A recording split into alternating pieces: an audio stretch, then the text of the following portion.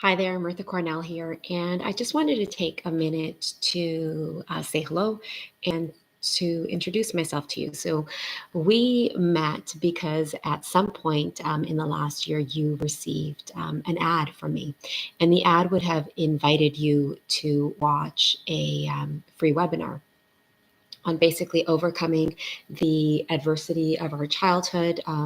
In terms of sexual abuse, in order to empower your daughter to live a healthier life. Since then, you've received communication from me related to different mothering, related issues and different health issues, and I wanted to just talk to you about why I'm here and how I can serve you.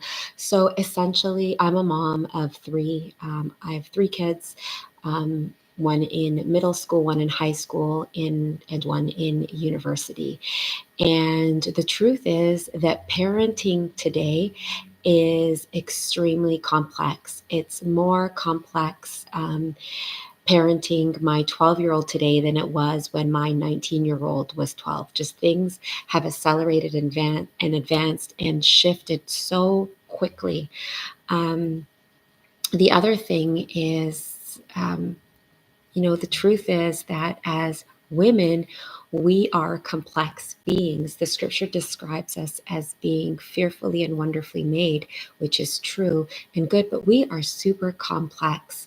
And oftentimes, balancing our own complexities with the layering of, being a working mom, and then being a working woman, pardon me, and then layering in being a working mom can be overwhelming.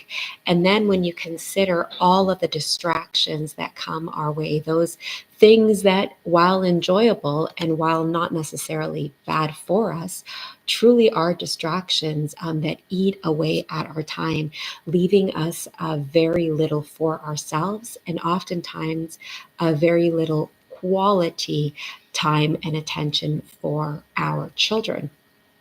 And as a result, our kids maybe, you know, need a little bit more attention than we're giving them, and we end up feeling guilty about it. The truth is that, like anything in life, when we approach things, when we take a balanced approach to things, we yield good results.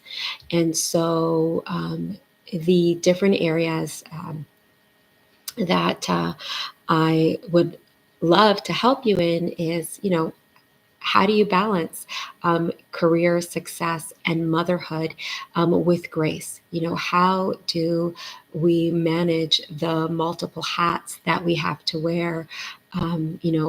Prepping food, managing the household, getting kids to extracurricular activities in a way that builds them us and leaves us with enough energy for ourselves. So that's part of it. The other part of it is, how do we manage, you know, raising our children well, raising our children in a way that draws out their gifts and abilities, that helps them to understand their divine purpose on earth, and how do we help equip them in a way to live that out, so that they can to live a long and healthy life. Another thing is, how do we protect our kids from all of the crazy messaging that is being delivered to them constantly? Like constantly. I don't even want to say daily, because it's more than daily. It's several times a day. And by crazy messaging, I mean messaging that says that their value is based on the number of followers that they have, or the number of likes that they have, or that their value is in the number of people that like them or have a crush on them, or that their value is in the number of people that they've kissed, or that have wanted to date them, or that they've even dated, or that their value is in strictly, the marks that they bring home, or their value is in the number of medals that they achieve in their competitive sports activities. Or yeah, just the messaging, in terms of crazy messaging, the messaging that says that, hey, you know, you um, you may not, be a boy though you were born a boy, and you may not be a girl though you were born a girl. And how do we navigate this? How do we navigate the messages that say that, if you have feelings towards someone, that it's good to explore your sexuality with them. And these are messages that are being delivered to our children, like moms with everything that we have on the go. How and do we address these issues? In some cases, moms don't even know what is being taught in our schools, or what our children, what messages are being fed to our children through, social media, through the YouTube videos that they watch. And so how do we just find peace in the midst of this? How do we find balance in the midst of this? I think first things first, we have to acknowledge and recognize that the times that we are living in today are, first of all, they're not new to human history. I heard a parent say the other day, um, it's 2023. Pink is the new red, or whatever he said. It was a comment related to, colors being associated with gender identities. And I'm not going to get into that. My kids wear whatever colors they want. I wear whatever colors I want. It's not about that, but it was the mindset that, where we are today in terms of gender identity, gender ideologies, where we are today in terms of the sexualizing of our kids, where we are today in terms of our own sexuality as women, where it is promoted from a very young age, and through college and university, like, hey, if you feel like it, go for it, where we are really encouraged to just live based on our feelings and what feels good in the moment, rather than taking a look at the big picture and the overall consequences that could come from the decisions that we make. And so when we consider all of these things, this isn't new to humanity. Transgenderism is not new to humanity. There are drawings of transgendered people, on walls, in the in the Middle East and other parts of the world. There are, stories written about it. So none of this is new. I'm going to say it. Same-sex attraction. It's not a new thing.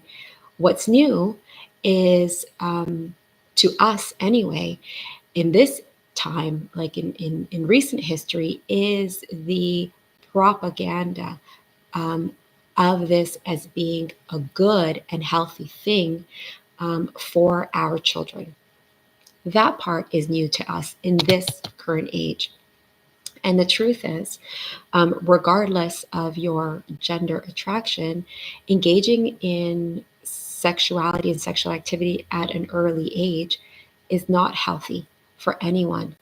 And the truth is, in exploring our sexuality with multiple partners throughout our lifetime isn't necessarily the healthiest or best thing for us either, because the decisions that we make impact our, especially with our sexuality, impact our mental stability.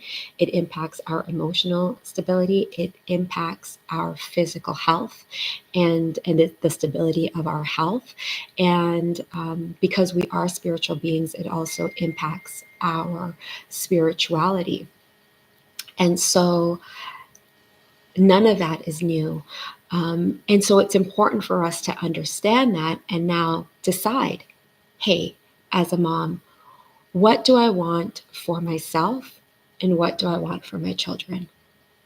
Any loving mom would want the best for themselves, would want the best for their children. But the truth is, sometimes we don't even know what the best is. Or we can see the best in other people's or something better in other people, but we don't know how to get there for ourselves. And the truth is that the way to get there is a journey. And the journey has, several steps to it. And that's what my program brings. We look at your heart set, um, mindset, your body and soul, because it's all tied together. And so I want to just take this moment to just talk about the first part of our program called the Heart Cleanse. And what the Heart Cleanse is, Mom, it really takes us and you through a journey of understanding your belief systems and what you value and why, and walks through how to identify belief systems that don't line up with you being the healthiest version of you. And through the exercises and activities, you're able to uproot those belief systems and plant fresh belief systems that allow you to see yourself as one who is fearfully and wonderfully made, as one who has a divine purpose and plan here on earth, and as one who has been called to equip your children with the tools and the information and the love that they need in order to flourish and grow. So I want to encourage you with to take a few action points for yourself before the end of this year. One, sign up to get the Heart Cleanse. I'm offering it for free. It's an 8-week module program with a weekly call occurring where you can ask me any questions that you may have about parenting, about balancing work life, about what children are learning in schools, how to address things like dating with your teenagers or your children overall. You can bring anything to that call. The other thing is connect with me. Um, we have a Facebook community called Moms in Business and the private group called Moms in Business Academy. Connect with us there because I posting daily this month anyway, videos that help address and identify some of these issues that we go through as moms. Most recently, I did some talks on the difference between love, lust, and infatuation, and the importance of us knowing that and understanding that, so that we don't fall victim, and so that we understand the emotions that we're going through, and so that we can make good plans for ourselves. Another thing you can do is, if you haven't already, and if you're in the LinkedIn community, sign up to receive the newsletter called the Bible Chapel. And what the Bible Chapel does is it shares biblical perspectives on issues that we face day to day. Sometimes in the workplace or in our roles as mothers and as women overall. We talk about wealth in the Bible through the newsletter. We talk about relationships. We talk about human sexuality.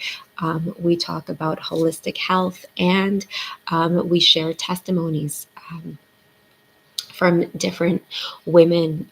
We share like their stories and their experiences as well. So that is something else that you can do.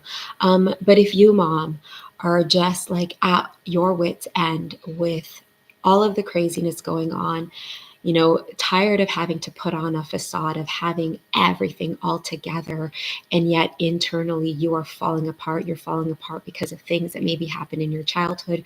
You're falling apart because of things that you may be experiencing in your life.